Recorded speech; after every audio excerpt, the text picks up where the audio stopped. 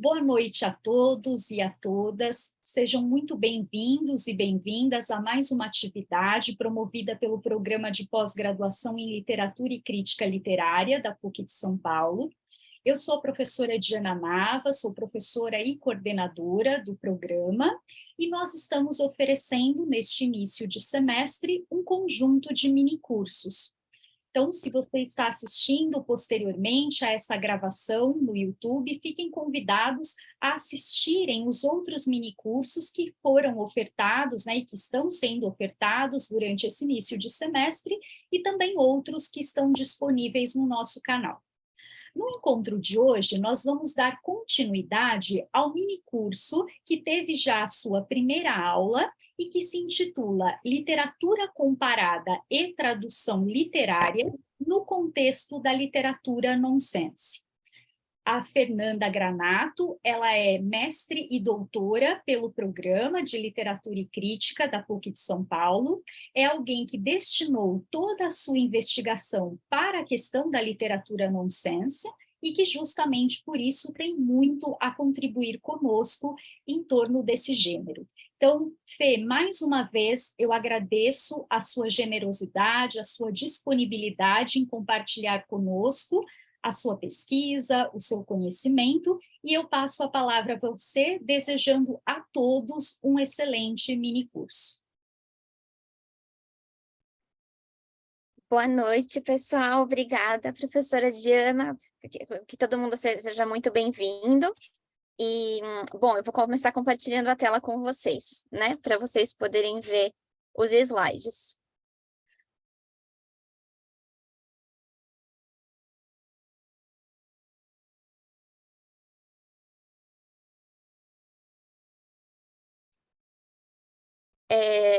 Será que está todo mundo vendo a minha tela? Sim, já vemos, Fê. Já? Ah, tá bom. Então, a gente parou na última, né, quando a gente teve a aula da terça-feira, a gente parou aqui, né, nessa finalização da Tânia Franco Carvalhal sobre a literatura comparada, né? E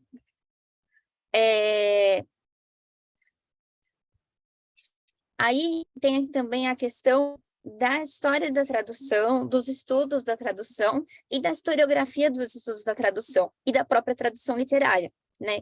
Então, aqui, no caso, nesse livro que eu coloquei a capa aqui, que é do Anthony Pym, que se intitula Method in Translation History, né? Então, o método na história da tradução, ele coloca algumas questões sobre a tradução literária. E uma coisa que ele coloca é que uma proposta de divisão de acordo com Holmes, né? Então, essa proposta de divisão não é do Anthony Pym, né? Mas que é uma possível divisão da questão. Então, ele coloca, né, os estudos sobre tradução em cima, aí ele divide em duas partes, puros e aplicados, né? Então, os puros ele divide em teóricos e descritivos. Aí, os teóricos ele divide em gerais e parciais. Os descritivos, ele divide em orientados para o produto, orientados para o processo e orientados para a função. E os parciais, ele coloca, né, que se restringe ao meio, se restringe à área, se restringe ao nível, se restringe ao tipo de texto, se restringe à época, né, ao período histórico ou ao problema. Então, dá para a gente ver aqui, e no caso dos estudos de tradução aplicados, ele também coloca que pode envolver o treinamento dos tradutores, né, ou as ferramentas que a gente pode usar, né, durante a tradução, e a crítica literária a respeito da tradução. Então, só para dar uma noção para vocês de como é uma área grande de estudos e como a gente pode pensar de várias maneiras sobre esse assunto, né? E outra questão que ele coloca, né, é que esse aqui é bem mais moderno, né? Ele é de 1991. Esse aqui, ele pede para a gente comparar esse mais moderno com esse, porque esse segundo, ele é bem mais antigo, ele é de 1559.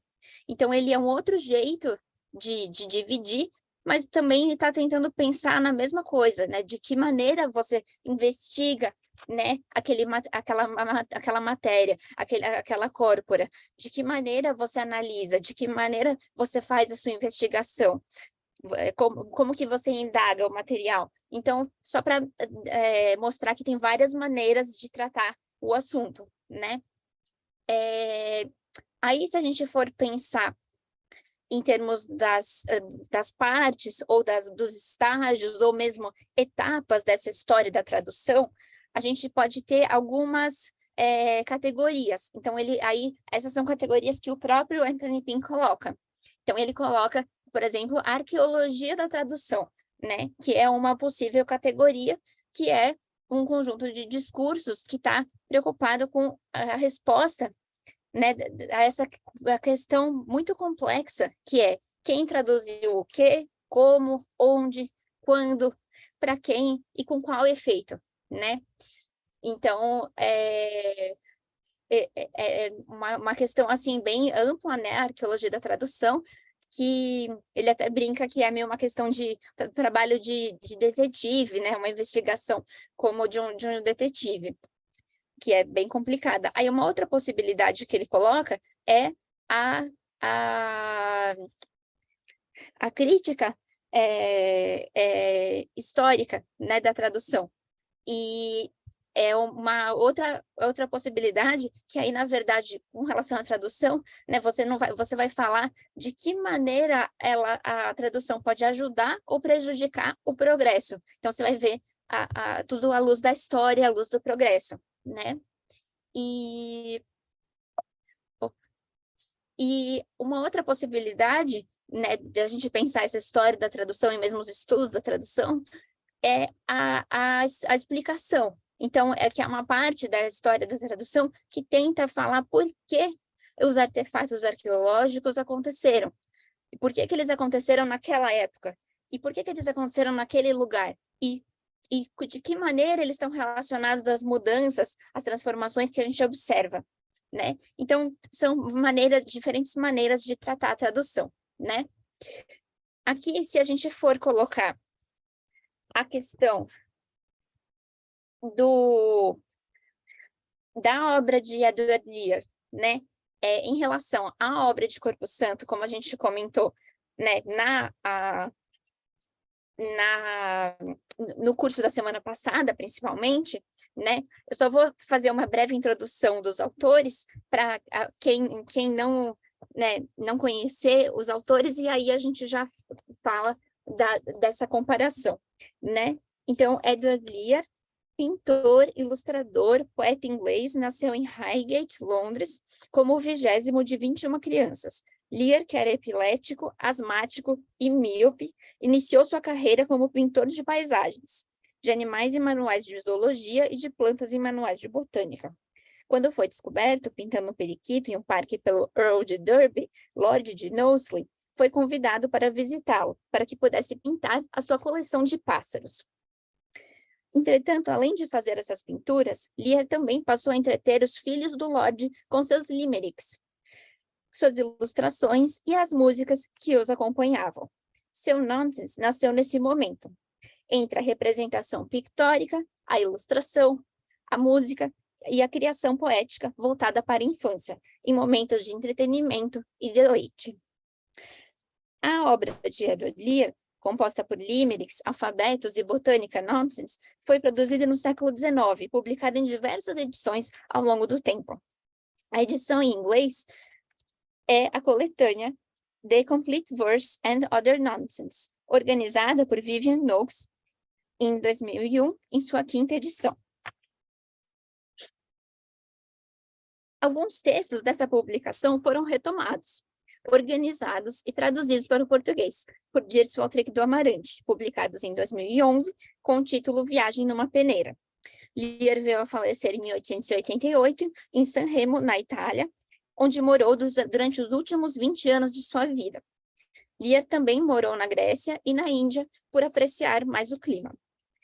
Aí, a gente também tem o Corpo Santo, que é o José Joaquim de Campos Leão, cujo pseudônimo é Corpo Santo, foi um dramaturgo e poeta brasileiro contemporâneo de Edward Lear, Escreveu diversas peças teatrais e muitos poemas diferentes de qualquer outro já visto, que desafiou as categorizações dos críticos, que muitas vezes o colocaram como precursor das vanguardas. E a gente tem a obra do Corpo Santo, a Enciclopédia, ou 6 Meses de uma Enfermidade, coleção de 9 volumes, publicada de modo periódico entre 1868 e 1873, na cidade de Alegrete e Porto Alegre. É composta por diversos gêneros literários, formando, de acordo com Queiroz, uma obra universal, que foi redescoberta na década de 1950 por Aníbal Damasceno com o bibliófilo Júlio Petersen e com a família Assis Brasil. Aí, se a gente for pensar nesses dois, nesse limerick do Adlier e nesse poema do Corpo Santo, né? Então, no limerick à direita, nós temos primeiro a ilustração, né? Todos os limericks são acompanhados de ilustração. E embaixo a gente tem primeiro o texto original e depois a tradução, né? Então, no original a gente tem: There was an old man in a tree who was horribly bored by a bee. When they said, "Does it buzz?" he replied, "Yes, it does. It's a regular brute of a bee." Havia um velho numa araucária, a quem perturbava uma abelha operária. Quando diziam, "Faz muito zunido?" respondia, justo no meu ouvido, irracional e ordinária abelha operária. Né? Então, a gente tem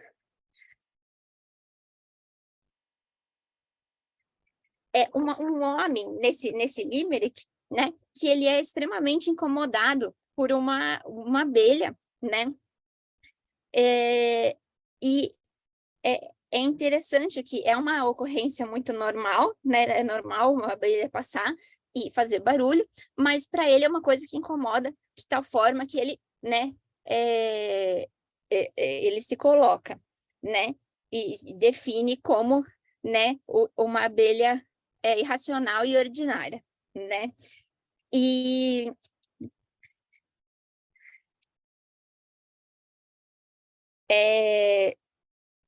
no poema de Corpo Santo, a gente tem um pinheiro. Juntei-me a um pinheiro. Ele disse-me: "Ai, chegue-se para lá. Não vê, não, que me dá abalo imenso, com quanto extenso?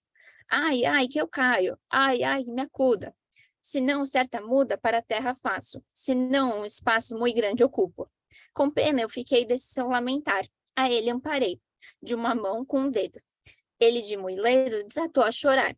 "Pinheiro, não chores", disse-lhe rindo eu. "Sabe, vê que é meu brinquedo que fiz." Responde-me o diz, não torne a brincar, pois me pode matar ou inutilizar. A árvore deixei, para casa voltei, a refletir, pensar sobre seu lamentar. Né? Então, é interessante que a gente vê nesses dois poemas, né? Os dois são caracterizados pela ambiguidade e por uma transformação sem causa conhecida, né? Porque os homens, nos dois casos, né, eles se unem, né, se juntam a árvores, né, e é uma situação que, né, apesar de ser uma situação meio estranha, ali não parece ser estranha, né? Quem estranha não é o homem, quem estranha é a árvore, né? E então, aí também os dois trazem, né, essa questão de uma outra perspectiva das coisas, né? Então, essa questão do pertencimento, essa questão de você notar a singularidade, né? Então, de uma diferente perspectiva, de um novo olhar a respeito de como o mundo é, de como o mundo funciona, né? E também como que esse novo olhar ou essa singularidade pode causar uma certa estranheza e nas outras pessoas, né?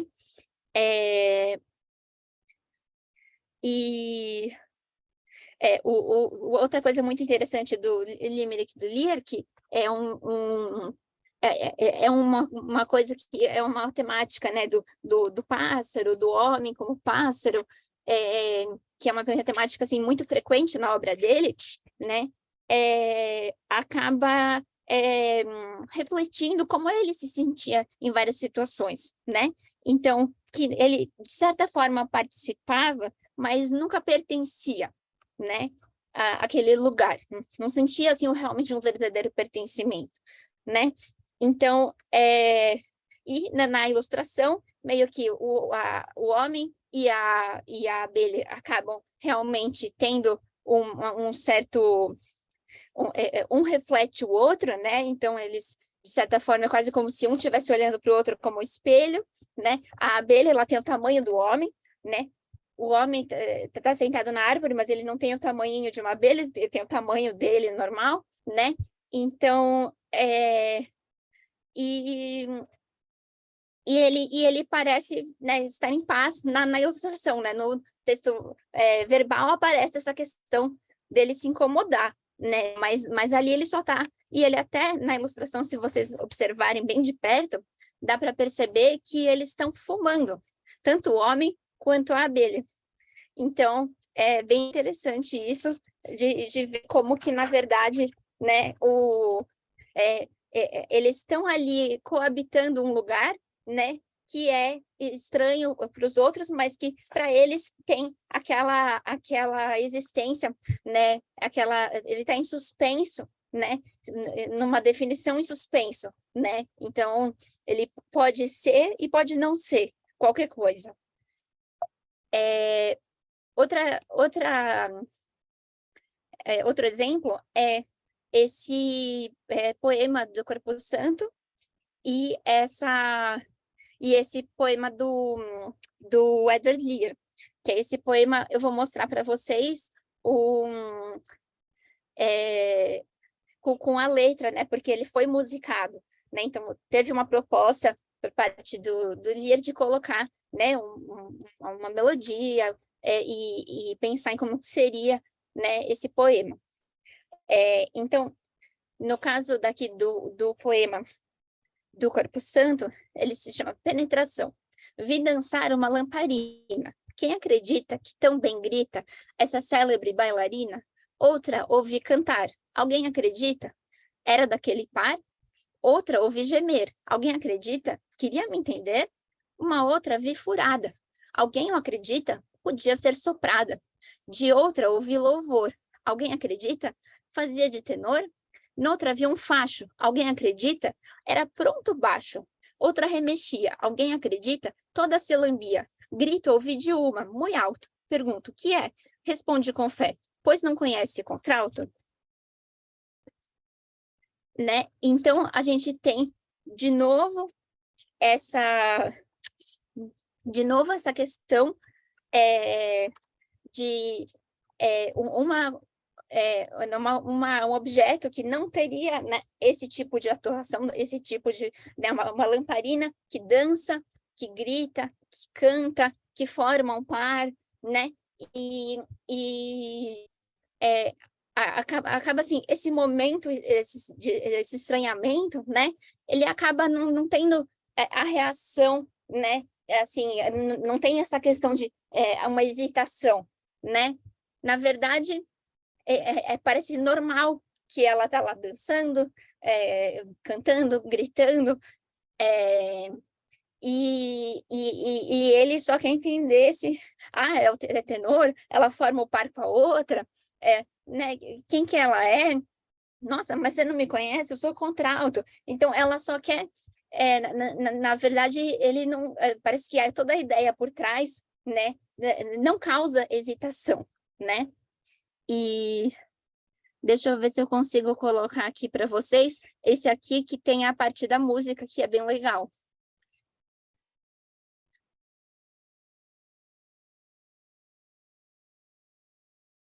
The owl and the pussycat went to sea in a...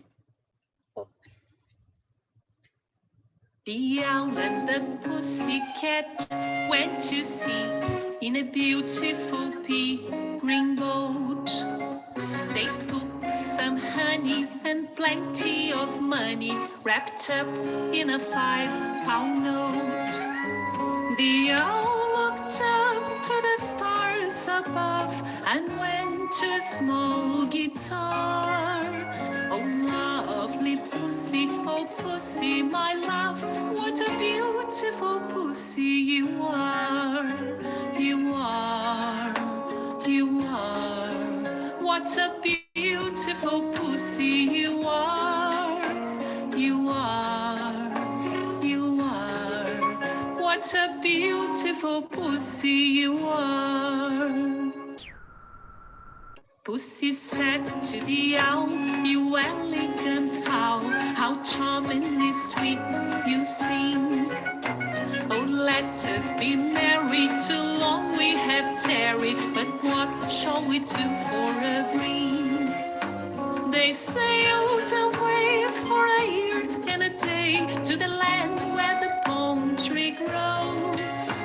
And there in a wood a pigwig stood with a ring at the end of his nose. His nose, his nose, with a ring at the end of his nose. His nose, his nose, with a ring at the end of his nose. Dear pig, are you willing to sell for 1 shilling your ring? Said the piggy, I will. So they took it away and were married next day by the turkey who lives on the hill. They dined on beans and slices of queens, which they ate with a runcible spoon. And hand in hand on the edge of the sand, they danced by the light of the moon. The moon, the moon. They danced by the light of the moon. The moon, the moon. They danced by the light of the moon. A coruja e o gato foram num barco ver de ervilha no mar cor de anil. Levaram dinheiro e mel verdadeiro embrulhados em notas de 1000. A coruja cantou e nas cordas tocou, olhando os astros no alto. Meu gato amado, a meu namorado, tão lindo assim, malhado, malhado, malhado, tão lindo assim, malhado, malhado, malhado, tão lindo assim, malhado. O gato pra ela, você é que é bela, seu canto ilumina o céu. Casemos agora, passou já da hora, mas onde achar um anel? saíram buscando por mais de 1 ano terras cobertas de pinho. E num ponto da mata, um porco bem rouco trazia um anel no focinho. Focinho, focinho, trazia um anel no focinho. Focinho, focinho, trazia um anel no focinho. Te dou R$1 em troca do anel. O porco disse Legal! e sem mais atraso foram casados por um nobre perudo local. Saudaram o elo comendo marmelo, servido em colher de garra. E de mãos dadas à margem das águas dançaram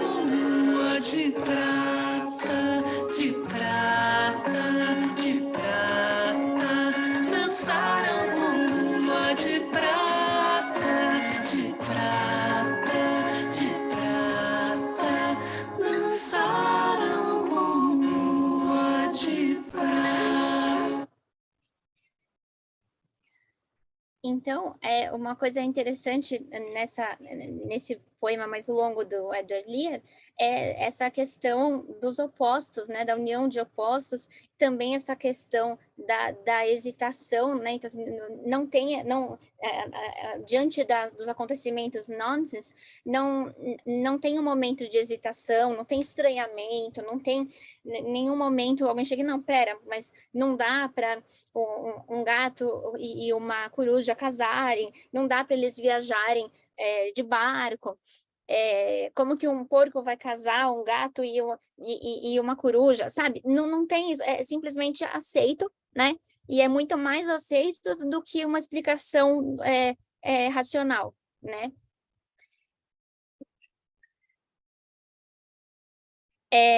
Um outro limerick do Lear que é interessante é esse aqui, do homem, né, em posição de espacate, né? E que ele coloca: There was an old man on a hill who seldom if ever stood still.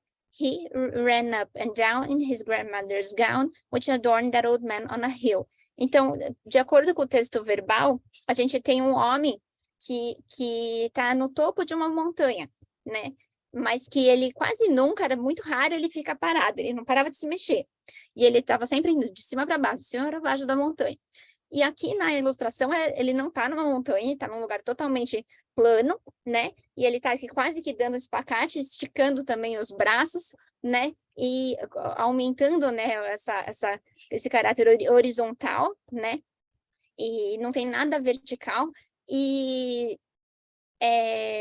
diz, né, de acordo com o texto, a gente descobre que a roupa que ele usa é da avó, mas na ilustração a gente não tem como saber, né? Então, assim, são duas informações contraditórias que são dadas ao mesmo tempo sobre a mesma coisa, né? E que não dá para ter as duas ao mesmo tempo, né? Não dá para você estar ao mesmo tempo no lugar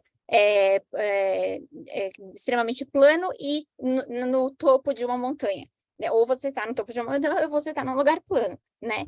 E então essa aliança, né? Esse casamento desses opostos, né?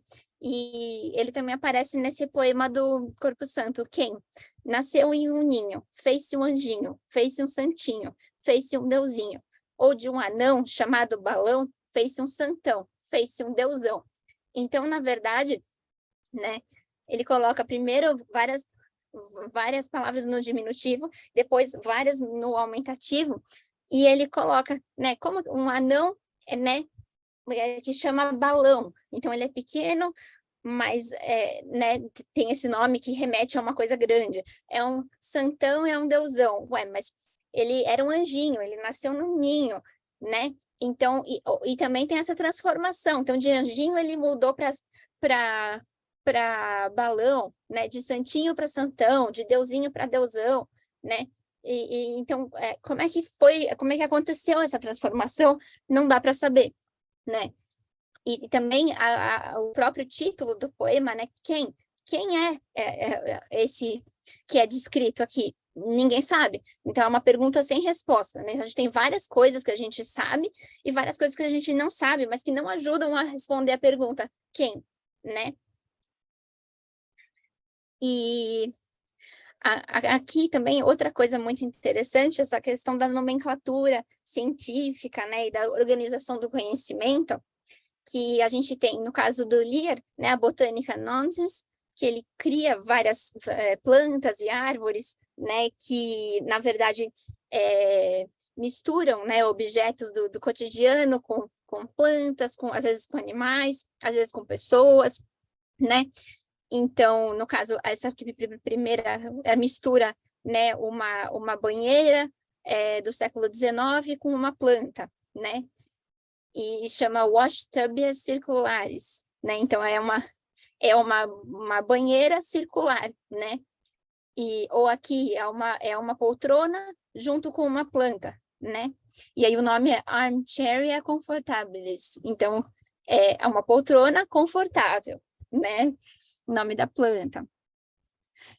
E aqui já é uma planta que tem sapatos, né? E botas penduradas. Então, ela chama Schuburia utilis. Então, tem sapatos, botas e é muito útil.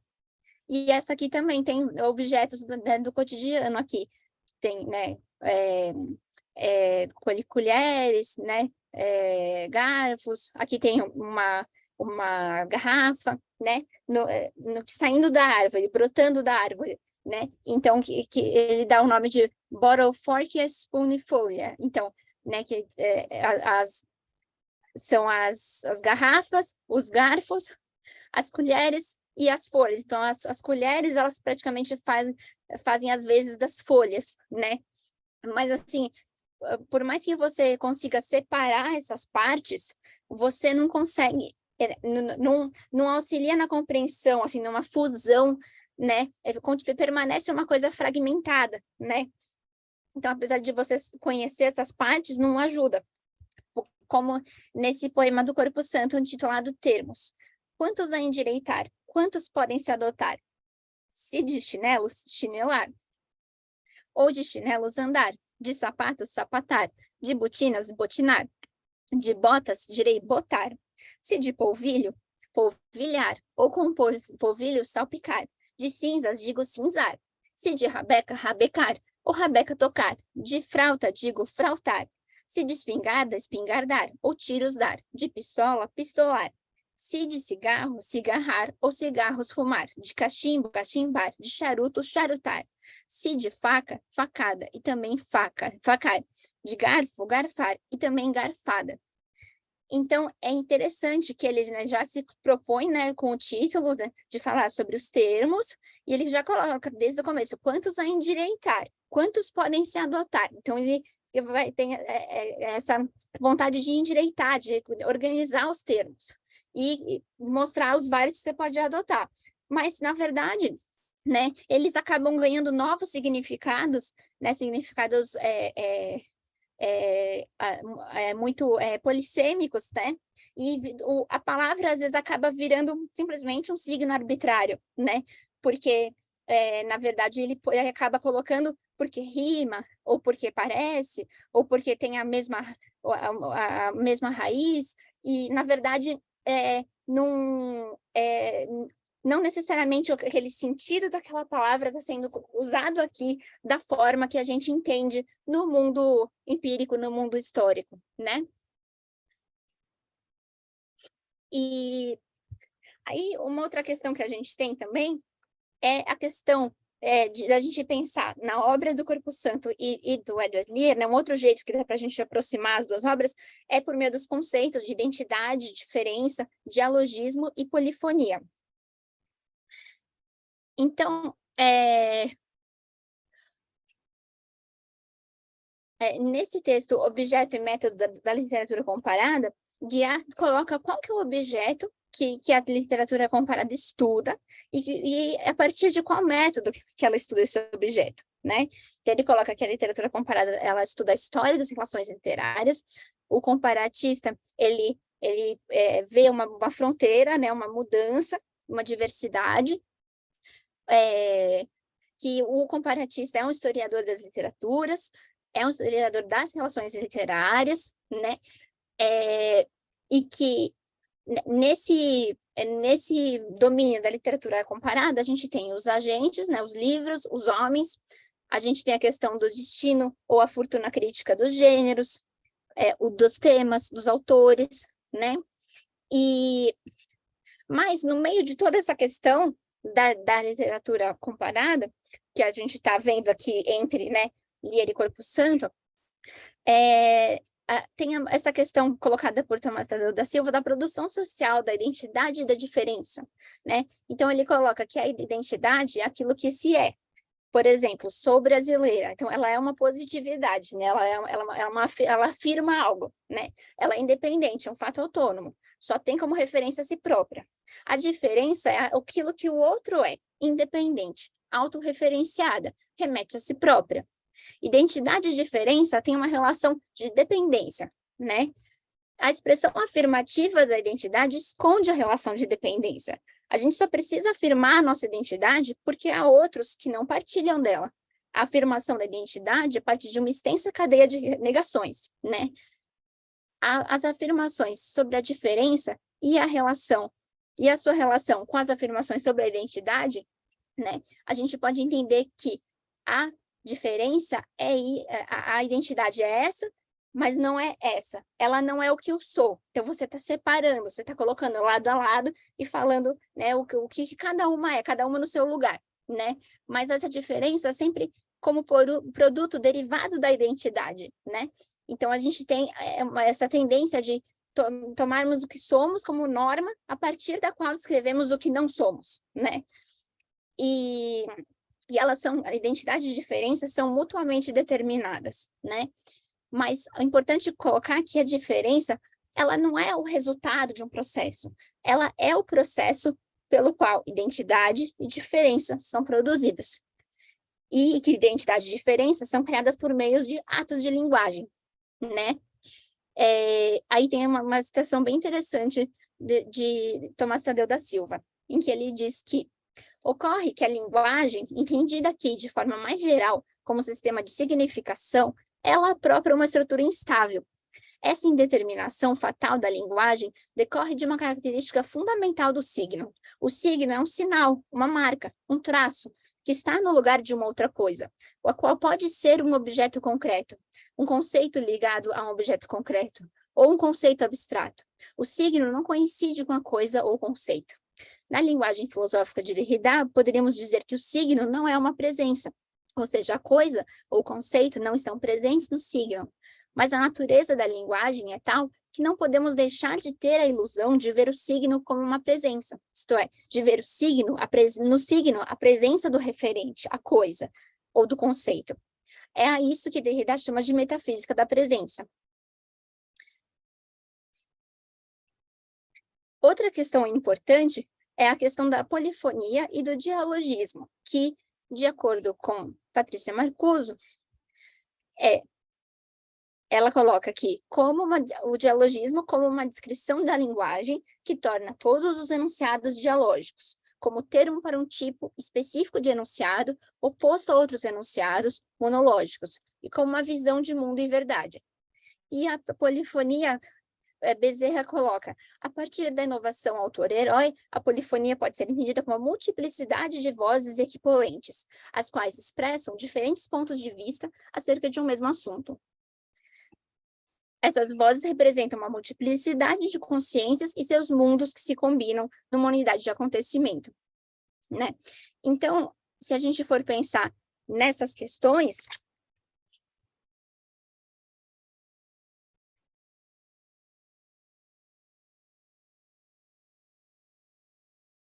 a gente tem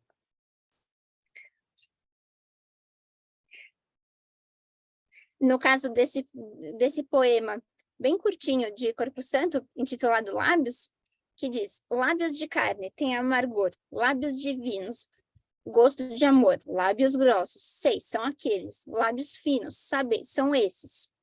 Né? Então, nesse poema, a gente tem essa dinâmica da identidade e da diferença, sendo trabalhadas em termos de opostos em polos extremos. Amor, amargor, lábio de carne, lábio divino, lábio grosso, lábio fino, eu sei, tu, saber, aqueles, estes, todas essas oposições trazem a questão da instabilidade e o desequilíbrio do nós, que fica entre a presença e a ausência de sentido, sem nunca se conformar com uma existência definida. No poema, os lábios do título não se deixam estar, ora são de carne e repletos de amargor, ora são divinos, interessante, pois o divino não tem corpo, então por que teria lábios? E por que seria capaz de sentir o gosto de amor? Os lábios grossos estão relacionados com o eu sei e associados ao aqueles, que traz a ideia da distância. Os lábios finos, por outro lado, estão associados ao tu e a estes, e à consequente proximidade relativa. Ou seja, o outro está próximo do eu, porque só podemos pensar no eu se concebermos a existência do outro. A diferença define a identidade, né? Ou aqui, nessa árvore nonsense, né, de Edward Lear, que ele diz: o pé de escova de roupa. Esse utilíssimo produto natural não produz muitas escovas de roupa, que explica o preço alto desses objetos. A natureza ortopentótica de tão extraordinário vegetal evidentemente não precisa ser difundida. Então, aqui, né? A gente vê a semelhança entre essa criação e o que a gente encontra nas enciclopédias, né, de botânica. A imagem da planta, as características, a descrição e o que a diferencia das demais, né? Ou seja, já temos a diferença definindo a identidade. As outras são o que ela não é, e ela é o que as outras não são, né? É também interessante a gente ter um adjetivo para caracterizar a natureza dessa planta, dessa árvore, que não precisa de maiores explicações, mas é um neologismo, né? Então, ou seja, o conhecido, que não precisa ser mais explicado a fundo, é, na verdade, o desconhecido, né? Como aqui no pé de biscoito. Esse extraordinário produto vegetal jamais foi definido ou descrito. Como nunca cresce perto dos rios, nem do mar, nem das montanhas ou vales, nem das casas, seu lugar de origem é absolutamente incerto. Quando as flores caem e a árvore se cobre de biscoitos, o efeito não é de modo algum desagradável, especialmente para os famintos. Se os biscoitos crescem aos pares, não crescem sós, e se caem, não se pode garantir que durem muito. Então, aqui, que ele coloca aqui, já desde o começo, que ele é um produto vegetal que jamais foi definido ou descrito, né? E que já é uma coisa que contradiz o que a própria botânica faz, que é descrever, né? E a gente tem também o raro pelo comum, a diferença pela identidade, a ausência pela presença. Ao descrever o fato de que não cresce em vários lugares, antecipa a enunciação do lugar em que pode ser encontrado, que não chega, pois seu lugar de origem é absolutamente incerto, o que deixa a dúvida a respeito da própria presença da planta na botânica nonense. Se não se sabe onde se origina, como o encontram para representá-lo e descrevê-lo? A descrição traz certas obviedades, como que os biscoitos crescem aos pares, então não estão sozinhos, que não figurariam em enciclopédias, que focariam mais em elementos que precisam ser elucidados, ao invés do fato de que se caem logo, então não duram muito, além de revelar que quando a árvore está cheia, os famintos a percebem como agradável, né? Então, o desnecessário é apontado, o óbvio é apontado, enquanto o necessário não é apontado.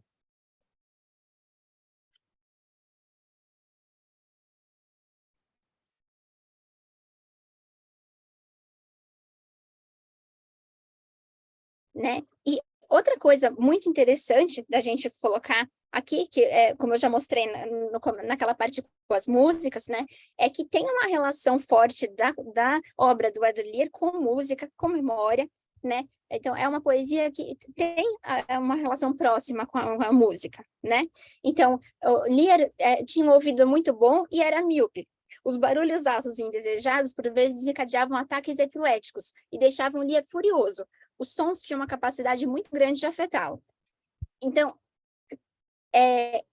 na obra dele, o visual e o sonoro acabam realmente formando um ideograma único. E outra coisa interessante dele é que ele colecionava sons e apreciava muito as línguas estrangeiras. E usava os nomes de lugares como nomes de jogo. E o nonsense, dá para a gente dizer também que ele se espreita nos espaços entre o que queremos dizer e o que realmente sai de nossas bocas. E várias das paisagens sonoras, né, percebidas nas viagens que Lear fez, acabam sendo registradas em palavras e imagens. E as atmosferas dos lugares são capturadas em som, né? E esses poemas nonsense, eles eram, por vezes, chamados de músicas ou de baladas. Eles são compostos por uma repetição interna, palavras, ritmos e rimas repetidas, ecos de outras músicas e de outros trabalhos literários. E também, Lear cresceu numa cena musical, ele cantava, tocava piano, a flauta, o acordeão, o violão. Ele sempre se preparou com a construção de uma performance para entreter e agradar os outros. Uma questão importante é que a gente pensar que o som tem um poder de ser uma entidade carregada de sentido, que precede outros tipos de sentido. Então, a gente tem um elemento de pergunta e resposta, uma certa atuação. E E também o interesse de projeção da ideia de flutuar, voar, né? E com a música, Lear era capaz de pairar no ar, suspenso no nonsense, transportando os leitores para lugares absurdos com encantamento, né? Então, várias técnicas da música são usadas na poesia de Lear, como a relação entre vozes, que são harmonicamente interdependentes, a polifonia, mas independentes em ritmo e contorno, o refrão, a breve frase que é repetida e está associada a uma pessoa, lugar ou ideia, a nova letra, a melodia antiga, uma música narrativa que descreve uma ação, pensamento ou emoção e segue o curso natural da língua, a repetição do início e o uso do fator de dois cantores, né? E essas músicas, esses poemas, essas histórias, esses poemas mais longos, eles foram escritos tendo em vista uma performance, né?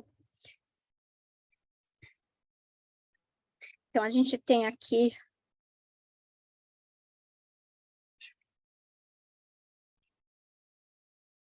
On the coast of Coromandel, where the earth's glow, in the middle of the woods lived the Yonghy-Bonghy-Bò.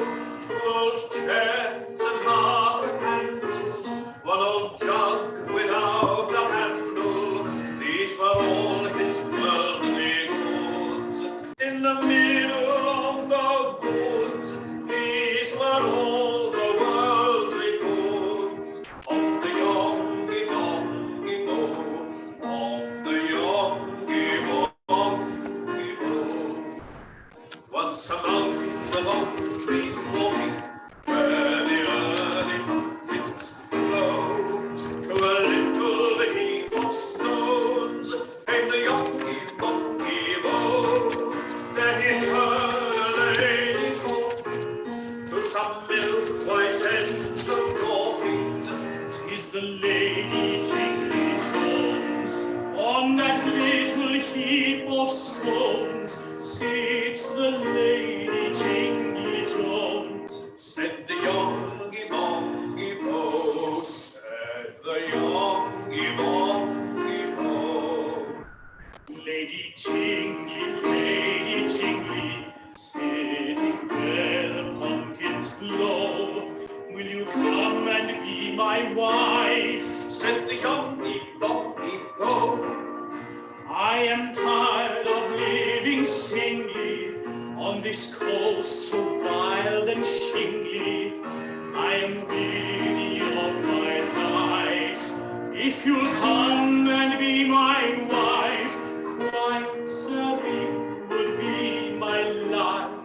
Said the Yonghy-Bonghy-Bò, said the Yonghy-Bonghy-Bò. On this coast of Coromandel, chimps and watercresses grow. Prawns are plentiful and cheap. Said the Yonghy-Bonghy-Bò. You shall have my chairs and candle, and my jug without a handle. Gaze upon the rolling deep.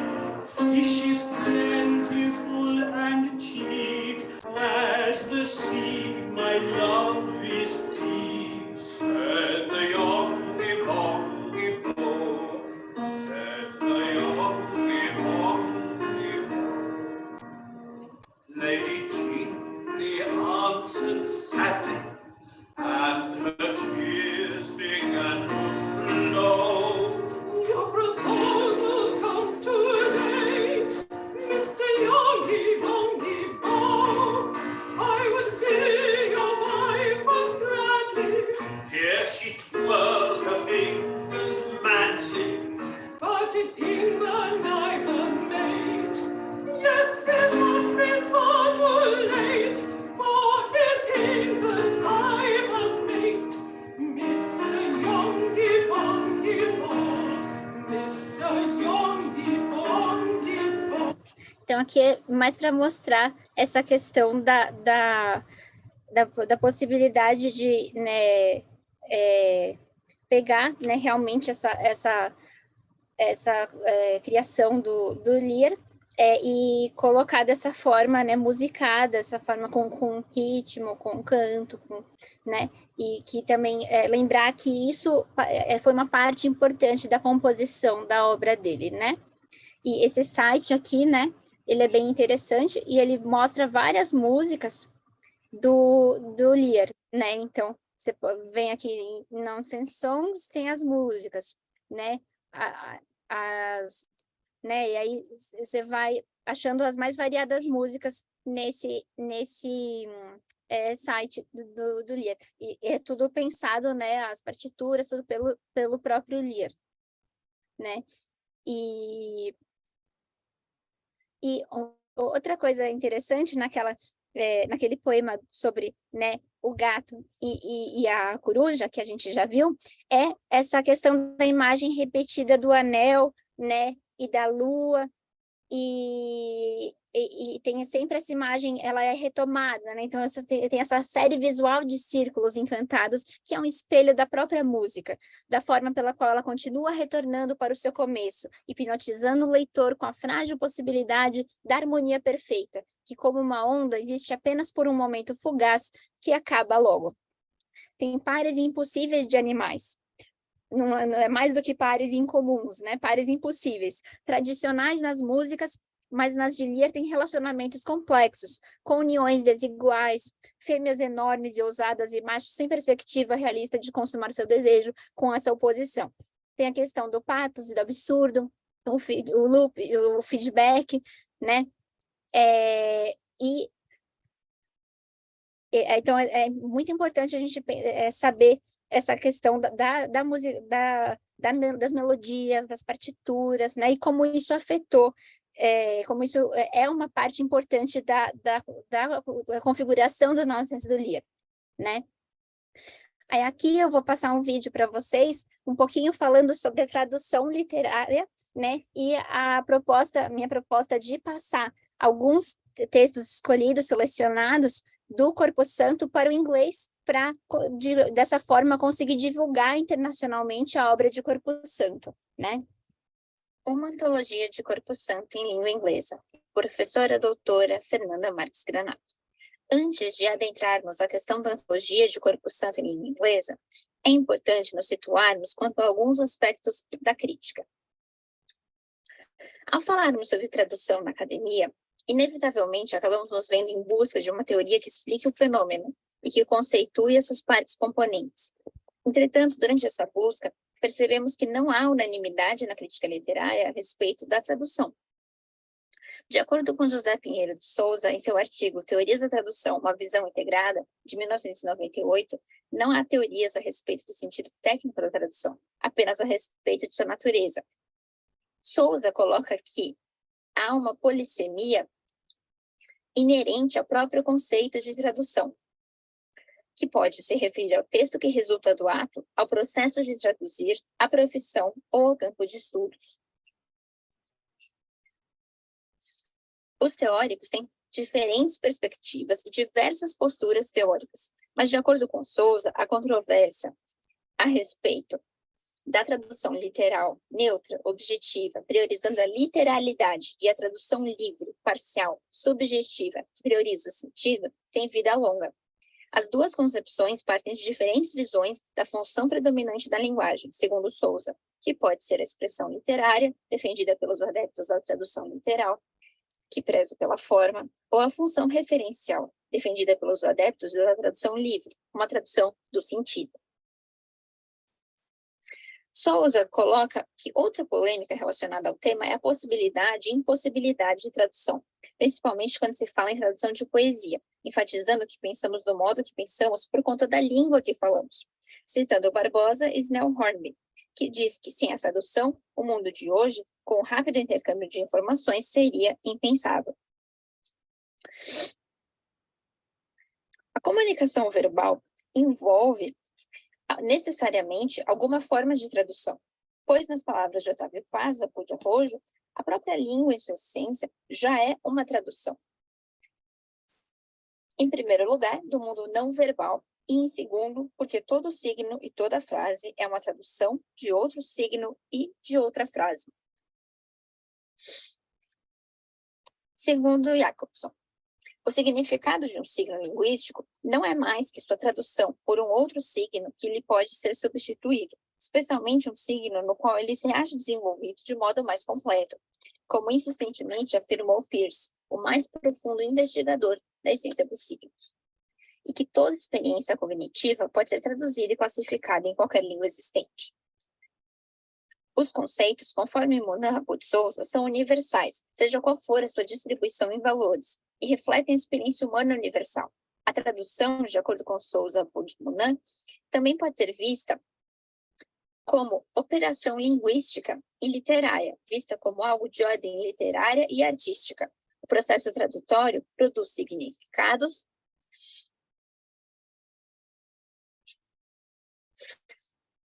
e realiza a transferência de significados de um código linguístico para outro, que são substituídos de forma literal e produzidos de modo livre, salientando dessa forma o lado criativo do processo de tradução. Para Rojo Rabut Souza, o texto resultante do processo de tradução pode ser entendido como palimpsesto,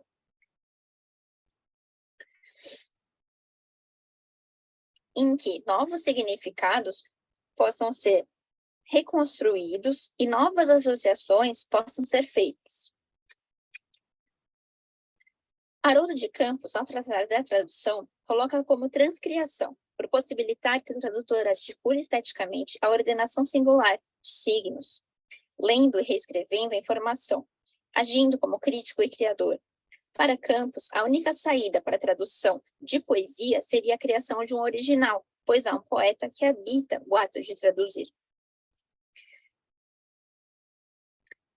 Criar uma versão na língua inglesa de peças e poemas selecionados, contidos na obra de Corpo Santo, pode ser comparado a dar um salto no vazio. Sua obra, que desafia a categorização e hibridiza gêneros, é todas e nenhuma ao mesmo tempo, pois cria um texto paradoxal tão nonsense que todas as referências caem por terra e precisamos redescobrir o caminho, reconfigurar a trajetória para recriarmos seus escritos na língua inglesa. A questão da literalidade versus liberdade na tradução é uma colocação que se fez logo no início dos esforços tradutórios, fato que levou a diversas soluções encontradas, específicas para cada caso, para cada texto. A época de seus escritos, o século XIX, também é outro fator complicador, pois deve ser feita uma escolha a respeito dos termos utilizados na tradução, se serão termos do inglês do século XIX ou do século XXI. A ideia de criar uma antologia de escritos selecionados do autor em língua inglesa para que sua obra tenha alcance internacional e seu nonsense literário brasileiro, em que a linguagem estabelece os limites e os ultrapassa, e em que verbos, produtos de ações, nos quais o tempo deve ser entendido de duas formas complementares, mas mutuamente exclusivas, de acordo com Deleuze, em Lógica do Sentido, seja apreciado por aqueles fora do Brasil, além de pelos brasileiros.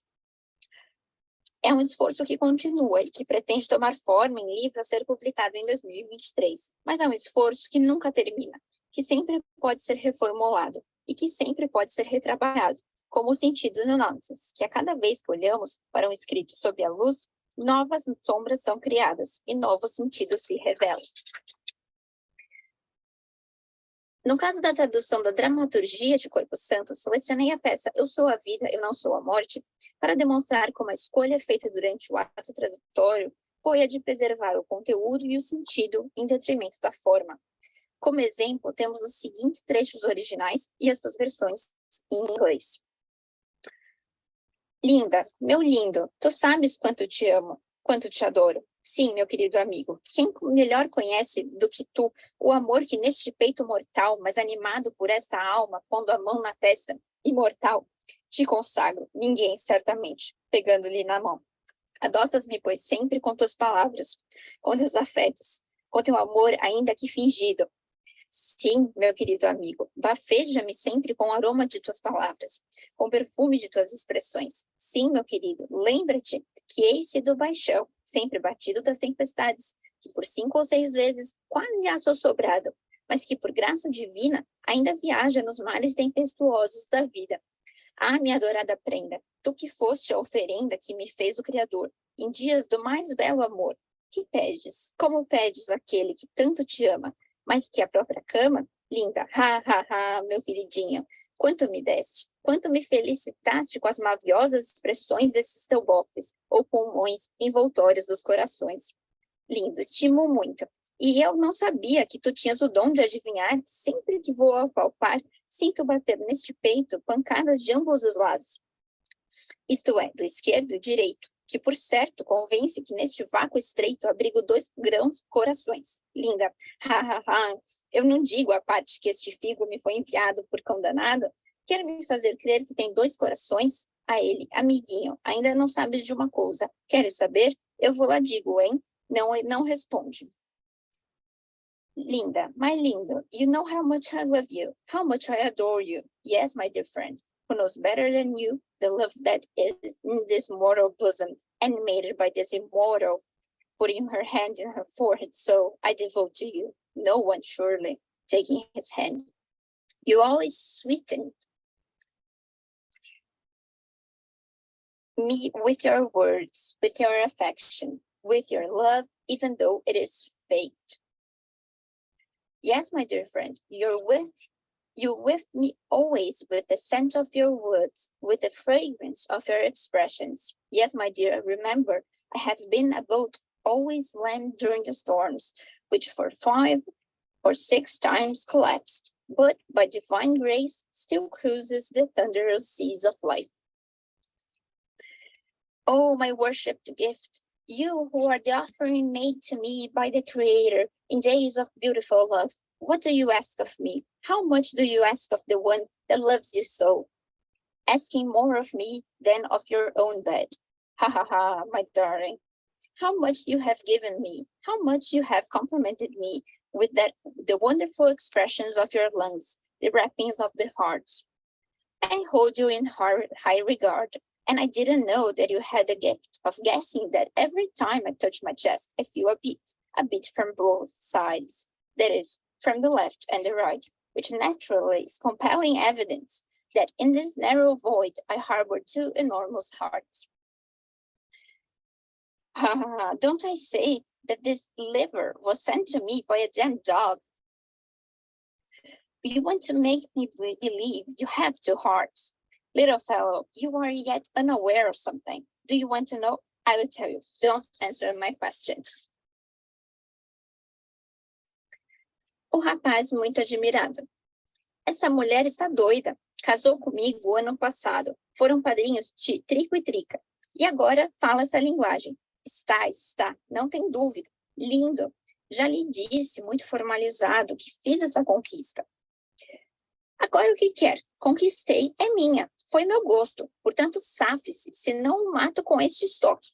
Pegue uma bengala e arranca um palmo de ferro. Linda, não precisa tanto, lindo. Deixai-o cá comigo. Eu basto para nos deixar tranquilos. O rapaz, o senhor tem estoque, pois eu tenho punhal e revólver. Mete a mão na algibeira da calça, puxa e aponta um revólver. Agora de 2 uma. Ou linda é minha e triunfa o direito, a natureza, a religião, ou é tua e vence a barbaria, a natureza em seu estado brutal e a irreligião. Linda, para o rapaz, mas eu o não quero mais. Já o mandei para o leilão 3 vezes. Já o vendi, em particular, 15. Já o aluguei 8. E já o libertei, seguramente, por 10 vezes. Não quero nem vê-lo, quanto mais tê-lo. Young man astonished. This woman is insane. She got married to me last year. Trico was best man and Trica was maid of honor. And now you talk like that. Yes, you are. There is no doubt. I have already told you that this is my conquest. What do you want now? I conquered her. She's mine. It was to my liking. Therefore, get out. Otherwise, I'll kill you with this blade. Gets 1 cane and pulls out a piece of iron from it. This is a little extreme. Lindo, leave it to me. I am enough to keep both of you calm. You, sir, have a blade. Well, I have a knife and a gun. Puts his hand inside his pants and draws out a gun. Now, one of the 2 will come to pass. Either Linda is mine, and law, nature, and religion triumph, or she's yours, and barbarity, nature in its most savage state, and irreligion triumph. Linda to the young man, but I don't want you anymore. I have already sent you to the auction 3 times. I have sold you in private sales 15 times. I have rented you out 8 times. And I have set you free surely for 10 times. I can't even stand to see you, let alone have you.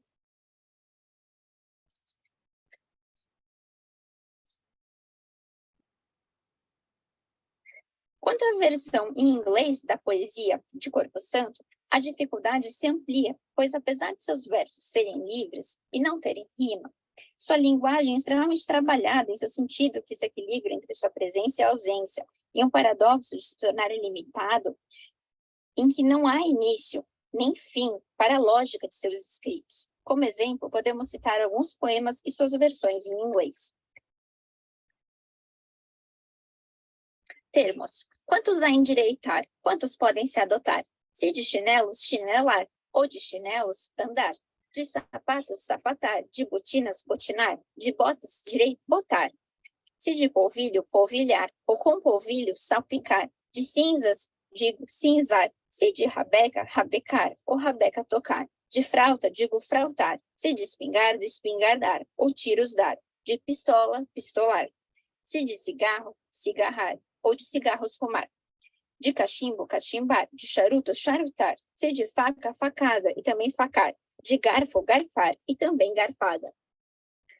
Terms. How many to set straight, how many to embrace?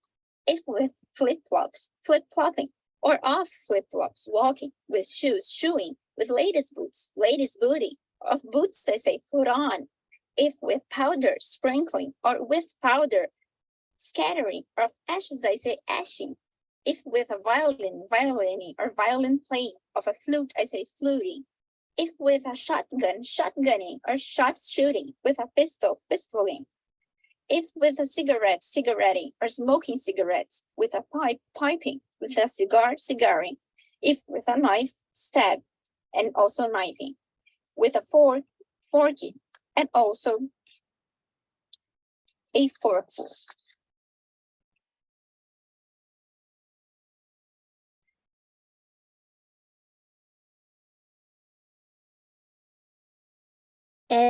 Outra questão que a gente também pode ver, além na literatura comparada, como a gente estava vendo do Edward Lear com o Corpo Santo, né, uma outra possibilidade de leitura é do Edward Lear com o Edward Gorey. Para quem não conhece o Edward Gorey, ele foi um escritor, poeta e ilustrador inglês, considerado o pai da literatura nonsense inglesa. O Edward Gorey o Edward Lear foi escritor, poeta e ilustrador inglês, considerado o pai da literatura nonsense inglesa. O Edward Gorey foi um escritor e artista americano, conhecido pelos seus livros ilustrados que misturavam o macabro com senso de humor. Né? Então aqui a gente tem um limerick do Lear, que diz: havia um velho que disse, que susto, veja um passarinho nesse arbusto. Quando falaram, é dos pequenos, respondeu-lhes, mais ou menos, é 4 vezes maior que o arbusto. E aqui a gente tem a capa e algumas páginas de um dos livros, de 2 livros, na verdade, do Edward Gorey, né? E vários autores indiciaram a possibilidade de Lear e Gorey terem elementos comuns. Lewin, em 88, pronunciou que a ilustração de Gorey poderia trazer a relação entre a imagem e a palavra que se percebe no nonsense de Lear. Tommasini, em 2017, indiciou a proximidade da produção nonsense dos 2 autores. Aqui, buscamos explorar a maneira pela qual ambos os autores relacionam a imagem à palavra para construir um sentido que só pode ser entendido nessa relação, configurando o livro infantil ilustrado. Lear escreve para crianças. Gorey se tornou, com o tempo, um autor para crianças, mas não era esse o seu intuito inicial. Lear e Gorey criam mensagens visuais e verbais que se complementam, se contrapõem e se ampliam. Lear e Gorey têm a era vitoriana como inspiração. Lear é inglês, Gorey é norte-americano. Lear é do século XIX, Gorey do XX. Gorey, tal como Lear, propõe sua mensagem verbal no formato de limericks e alfabetos. Gorey propõe uma narrativa em A Bicicleta Epiplética à semelhança das narrativas de Lear, como a história intitulada Os Jumblies, sobre um grupo que viaja em uma peneira. não abordada aqui por extrapolar os objetivos dessa apresentação. Gore trabalha temáticas da morte e de crianças abandonadas, que também são trabalhadas por Lear. Gore, diferentemente de Lear, modifica o contexto de alguns símbolos do século XIX para lhes dar novo sentido, acrescentando um elemento irônico de aporia e de nonsense. Lear também traz a aporia e cria o nonsense, mas não por se afastar do contexto de sua época, mas por dispor os elementos de sua época de forma a evidenciar a sua artificialidade e rigidez. A imagem criada tanto por Lear quanto por Gore é opaca, pois não tenta se apresentar como se fosse a coisa representada, revelando que é uma representação que ressignifica as relações entre símbolo e ícone, recolocando as relações e repropondo as associações. Por não poderem definir um conceito, as imagens em Lear e Gore são únicas, singulares, constroem a negação e a contradição nas relações interdependentes entre palavra e imagem, que se configuram na página e são incapazes de dizer o tempo, o futuro ou o passado. Ambos utilizam a mensagem verbal para expressar o tempo, trazendo o subjuntivo por meio das contradições entre texto e imagem. Tanto Lear quanto Gore constroem os seus livros uma relação direta entre texto e imagem, pois são linguagens dispostas lado a lado em sua diagramação, de maneira associada e interdependente. As mensagens visuais de Lear e de Gore são diagramadas e emolduradas de forma semelhante, posicionam a imagem acima do texto. A mensagem verbal é usada por Lear e Gore para ordenar o tempo e passar a ideia de progressão temporal. Em muitas instâncias, na produção de Lear, temos a imagem em relação de conjunção, de colaboração com a palavra, enquanto que em Gore temos mais a relação de colaboração do que de disjunção. No caso de Lear, muitas vezes a imagem confere um contraponto ao texto, enquanto que o texto revela coisas não ditas pela imagem, ampliando as redes de significação. No caso de Gore, o texto repete o que foi dito pela imagem, selecionando momentos importantes e conferindo a instância temporal. Em Lear, em termos de expressão de tempo, o instante movimento com a personagem com o pé levantado é o mais utilizado. Em Gore, em termos de expressão de tempo, o instante capital, que transmite a essência, e o instante qualquer, que retrata o desenvolvimento lento de uma ação, são os mais utilizados. Em termos do ponto de vista, Lear assume uma focalização externa, enquanto que Gore assume com maior frequência a focalização zero. Em termos dos personagens, Lear tem adultos e Gore crianças como personagens. Tendo em vista o exposto, podemos dizer que cada autor escreve em seu contexto histórico e cria o nonsense à sua maneira, seja alterando o contexto das metáforas como elemento irônico, como faz Gore, seja dispondo a estrutura usual da época, evidenciando sua artificialidade, como é o caso de Lear. Cada autor, de forma semelhante, prioriza a dinâmica palavra-imagem em sua produção nonsense. Em que pesem algumas diferenças, Lear e Gore, em essência, são semelhantes se considerarmos a relação palavra-imagem, que traz complementariedade, contraponto e ampliação, além do contexto vitoriano com seus limericks, alfabetos e imagens opacas, repropondo associações e o enigma sempre presente da representação. Outra possibilidade de leitura da obra do Edward Lear é em relação à obra de Renato Pompeu. Para quem não conhece o Renato Pompeu foi um escritor e jornalista brasileiro que nasceu em Campinas, em 1941, e faleceu em 2014. Então, quando a gente pensa na obra do Lear, em relação à obra do Pompeu, a gente percebe várias questões, Então, a gente percebe que os dados, muitas vezes as informações ou dados precisos dão a impressão de uma imprecisão. Então, a gente tem uma precisão dada por números que acaba transmitindo uma imprecisão dos fatos. Certezas registradas por incertezas, inconsistências. No romance Quatro Olhos, de Renato Pompeu. Conveniência diante do contexto. Confusão acerca do gênero. Afirmar e negar, verdade e fantasia, incongruência e indefinição, o acontecido se mescla com o criado, Então, a gente vê várias semelhanças e diferenças em relação ao Lear e Pompeu, especificamente no romance Quatro Olhos, Como semelhanças, a gente poderia colocar a tensão entre sentido e não sentido, uma outra lógica proposta e ampliada, ambiguidade, incerteza, falta de referências, armadilha de certezas, fragmentação, não linearidade, micronarrativas, construção abismal, prosa poética, figuras de linguagem, imprecisão, circularidade, ausência de finalidade, manipulação de linguagem. E como diferenças, Lear está no século XIX, na era vitoriana, na Inglaterra, ele é inglês, produzindo literatura infantil, com poesia e ilustração. E Pompeu está no século XX, no Brasil, durante a época de produção, né, do romance Quatro Olhos, é a época da ditadura política, né? Ele produz em português, né? Ele escreve em português, romance psicológico, prosa sem ilustração, né? Seu protagonista, né, o protagonista de Quatro Olhos, de Renato Pompeu, um homem da nossa contemporaneidade, tem uma singular relação com o próprio tempo que a ele adere e simultaneamente se distancia, numa relação de dissociação e anacronismo. Pompeu, ao representar uma personagem organizando o mundo pela linguagem e vendo a linguagem como jogo, traz um sujeito que não compreende o seu tempo de forma similar aos seus contemporâneos, mas pode estar à frente de seu tempo. Quatro Olhos, exatamente por não coincidir com a época da qual é fruto, é capaz de observá-la com maior acuidade. Assim, é possível entender Pompeu apropriando-se do gênero nonsense e, ao seu tempo, reinventando, com a sua experiência, a construção de uma prosa que articula a política e os jogos de linguagem num ato criativo da contemporaneidade. Outra possibilidade de leitura do Edward Lear, que é uma questão que eu agora estou realizando na minha pesquisa de pós-doc, no meu projeto de pesquisa de pós-doc na USP, com a professora doutora Maria Zilda da Cunha, é uma comparação do Edward Lear com o Gustave Verbeck, né? Que era um artista que nasceu no Japão, onde seu pai, Guido Verbeck, ensinava uma missão. Depois de ter vivido em São Francisco com a mãe, depois em Nova York, partiu para a França, para Paris, para fazer o curso de artes. E foi aí que iniciou sua carreira nos quadrinhos. Em 1900, ele migrou para os Estados Unidos, onde seu nome foi mudado para Verbeck por um registrador civil.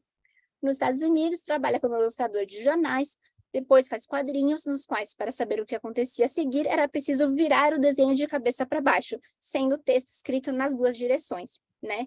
Então, esses são os The Upside Downs of Little Lady Lovekins and Old Man Muffaroo, né? Que é o que está aqui como exemplo, né? Que é o mundo invertido de Gustave Verbeck, né? Então, aqui ele coloca a frase embaixo e uma frase em cima. E aí, depois, quando você vira, né? Você vê de forma diferente. Então, aqui ele diz: They see a hairy object coming up from a pool. Então, esse casal está vendo um objeto peludo vindo de um corpo d'água. E aqui, então parece que eles estão chegando e estão vendo eles saindo da água, né? Agora, aqui, quando a gente inverte, a impressão é outra, né? Ele coloca aqui, and little Lady Lovekins is safe once more, né? Então, a mulher, né? Ela de novo está a salvo, né? Porque ele conseguiu salvar a Little Lady Lovekins. Então, quando a gente vira, o que acontece? A gente percebe que, na verdade, eles estão indo embora, né? E esse ser que aparece e assusta os dois, está voltando para a água. Então, você vê que, né, você interpreta de jeitos diferentes, né? Uma outra possibilidade seria pensar no Corpo Santo com Arthur Bispo do Rosário. Para quem não conhece o Arthur Bispo do Rosário, ele foi um artista plástico brasileiro do século XX, que por sofrer de esquizofrenia residiu em instituições psiquiátricas por quase 50 anos. Sua obra é formada por um conjunto de 802 peças com diferentes técnicas, com destaque para a pintura e o bordado. E uma coisa interessante da gente ver do Arthur Bispo do Rosário é que a gente vê essa questão do universo que ele cria, né? Que um universo que não o acolhe, né? E então tem essa questão dessa dívida histórica e social com as várias pessoas que foram prejudicadas, né, por essa política higienista, né? E tem toda essa obra dele que forma esse mundo particular, registra o nome das pessoas queridas no bordado, né? E a obra do Corpo Santo, né? Que é também uma obra caleidoscópica, assim como a obra do Arthur Bispo do Rosário. E o Corpo Santo também é internado, ele é interditado, ele perde os direitos dele, perde as posses, perde tudo. E também tem essa questão, né, de que até que ponto a gente está realmente fazendo bem para essa pessoa ou não, né? E bom, pessoal, eu acho que por hoje é isso. Deixa eu parar de compartilhar a tela aqui com vocês. Ver se tem alguma pergunta. Nossa, acho que tem bastante coisa no chat, hein? Vamos ver aqui. Ah, então, tem uma pergunta aqui interessante, que é de quem são essas vozes, né? E em ritmo de música de ninar. Então, assim, algumas músicas, alguns poemas, né, do Lear, eles eles foram transformados em músicas, né? E essas músicas, algumas são mais estilo cantiga de ninar, outras são como aquela que eu mostrei para vocês, né, do Yongbong Bo, que é um pouco um estilo um pouco mais teatral, né? Então, aquela do Yongbong Bo é daquele próprio site, né? E a da cantiga de ninar em português é de uma versão traduzida do livro do Lear, que as pessoas resolveram não só traduzir, né, a poesia, como também gravar as músicas. E aí, então, junto com o livro vem um CD, e aí é possível você realmente fazer tudo. Você pode ler, você pode ouvir acompanhando o poema, né? Você pode usar como a cantiga de ninar, e é bem interessante. Então, Aí aqui a Olivia colocou também, acho que o maior desafio sempre é manter o humor que tem com o jogo de palavras. Sim, com certeza, o humor é realmente uma constante no Nonsense. A gente percebe desde a antiguidade, né, o Nonsense com o humor, sempre juntos, sempre andando juntos, né? E realmente é uma coisa bem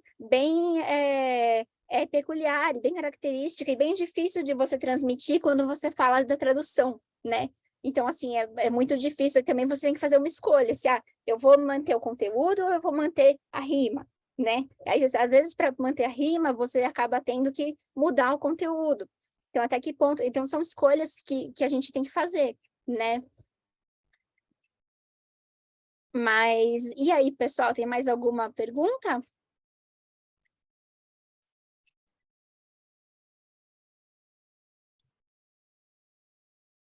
Acho que não temos mais perguntas, Fê, mas queria agradecer muitíssimo pelo mini curso. Acredito que conseguimos aprender bastante com você. Também convido a todos a conhecerem os livros que a Fernanda tem publicado a respeito desse assunto, para quem se interessar em conhecer mais. A Fernanda tem livros publicados sobre isso, tem também artigos, então fica o convite. E também, né, para conversar posteriormente com ela. Queria agradecer também muito a presença de todos vocês, espero que tenham gostado deste minicurso. Fica o convite já para o minicurso da próxima semana, que vai falar sobre a obra contística do escritor Carrascosa. Então, depois do Carnaval, continuamos com os minicursos. Fê, muito obrigada pela sua colaboração, foi muito bom ter você aqui e nos vemos todos na próxima semana. Muito obrigada, pessoal, e muito obrigada, professora doutora Diana, por tudo. Tchau, gente, muito obrigada. Beijo.